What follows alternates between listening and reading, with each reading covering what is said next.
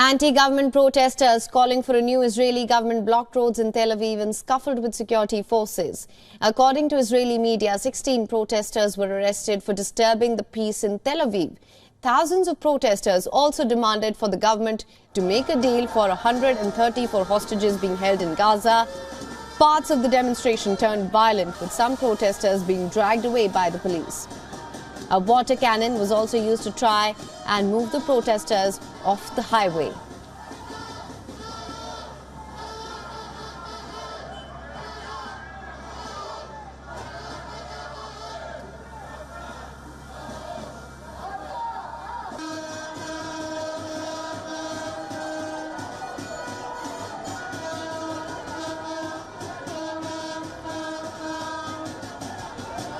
Protesters called for Netanyahu to quit and demanded change in the administration.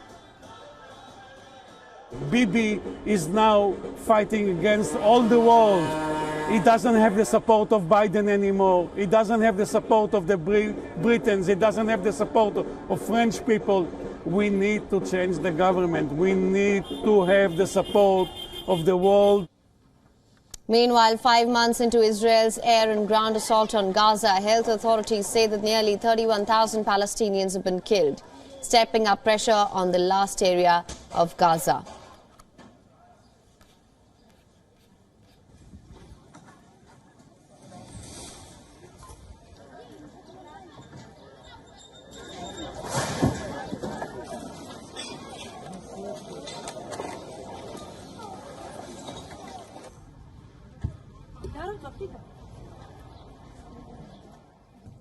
Well, that's where things stand in Gaza right now. And now we're being joined by Lieutenant Colonel Daniel L. Davis, who's a military expert and the host of Daniel Davis Deep Dive on YouTube, joining us from Virginia. Sir, always a pleasure to have you on World DNA.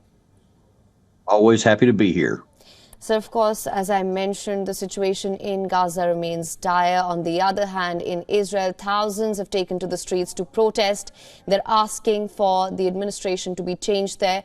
What do you reckon will be the repercussions of this mounting pressure? Because so far we see that Israel is continuing with its unrelenting offensive in Gaza. Yeah, and I think that's probably what you're going to continue to see.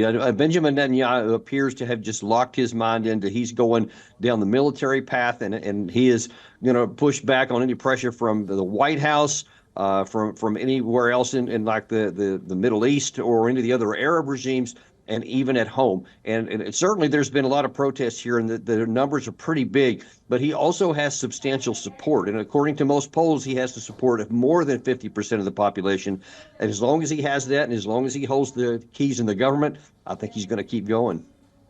All right, sir. But that being said, we're seeing protests not just in Israel. We've seen protests elsewhere beyond the boundaries of Israel and Gaza as well. We're also seeing frustration from the United States. Earlier, there was hope that there may be a truce deal before the beginning of Ramadan.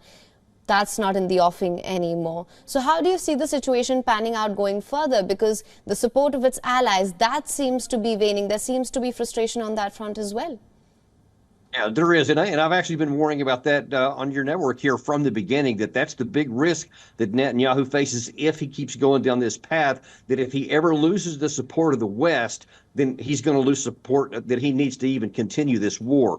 And up to this point, he has resisted all of it and has continued to go on. He's now poised at that issue with Rafah there, which is the last, what he claims is a stronghold where there's still 4 battalions of Hamas fighters. We'll see how that works out. But if he keeps going down this path, I think that you're going to see, if he actually starts the Hamas operation into the Rafah area and the casualties start spiking again, then I think you're going to see protests around the world really explode. And then even the President Biden may be forced to actually maybe even finally curtail some support if they don't stop this massacre.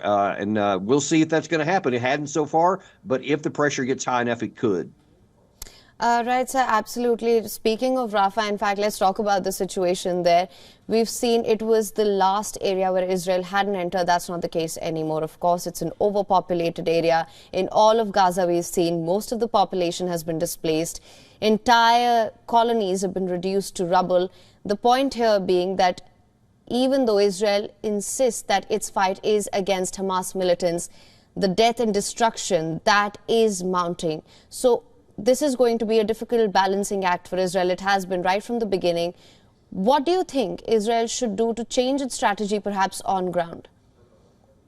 Well, I mean, there's wholesale changes that should be done because, as you correctly point out, if they're continuing on with what they have done up to this point, it is undermining security for Israel. It is not helping it out. Even if they allegedly killed tens of thousands of Hamas fighters, which they claim to have done, that's not doing anything to provide security because so many more tens of thousands of women and children especially have also been killed because of their literally not even trying to protect the civilian population up to this point. And that creates exceptional levels of hatred and anger among those people who are surviving. And even if Hamas is gone, they're building even more insecurity for themselves going forward. So the first thing they need to do is stop this kind of operation and use a targeted intelligence-driven operations like the United States uses when we've been in these wars, where you protect the population as the primary course and then have targeted to go after specific enemy targets. That takes a lot longer. But it's the only way you can do it to have a shot at holding the population and helping them so that when this is over, they don't hate you even more than they did before. Right, you make very pertinent points there, sir. Lieutenant Colonel Davis, thank you so much for joining us on World DNA with your inputs on this. Always my pleasure. Thanks for having me. For latest news, download the WION app and subscribe to our YouTube channel.